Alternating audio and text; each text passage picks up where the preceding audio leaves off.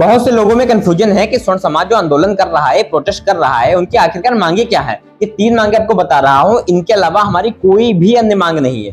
पहली, ओबीसी की तरह ओबीसी में क्रीमी लेयर का कॉन्सेप्ट आ गया है, उसी तरह एससी एसटी में भी क्रीमी लेयर का कॉन्सेप्ट आए, यानी कि जो लोग एक अच्छा आरक्षण प्राप्त करके, जिनके परिवार के लोग एक अच्छी पोस्ट पे पहुंच गए हैं, अच्छे खासे पैसे वाले हो गए हैं, उनको आरक्षण फिर नहीं दिया जाना, सिर्फ गरीब एससी एसटी वालों को आरक्षण दिया जाना चाहिए, जैसे ओबीसी में कर दिया गया है। 12 लाख शायद मिनिमम आय रखी गई है, उसके ऊपर वाले उनको हटा दिया गया है, अच्छा जो मिलता था उस प्रकार से। ओबीसी में क्रीमी लेयर का कॉन्सेप्ट है, एससी एसटी में नहीं है, सरकार मानने को तैयार नहीं है। सुप्रीम कोर्ट में 2 लोगों ने पीआईएल दाखिल की थी, एक ओबीसी समाज के बंदे ने, एक एससी एसटी समाज के बंदे ने। उन्होंने कहा था कि इसमें भी लाइए सुप्रीम कोर्ट में।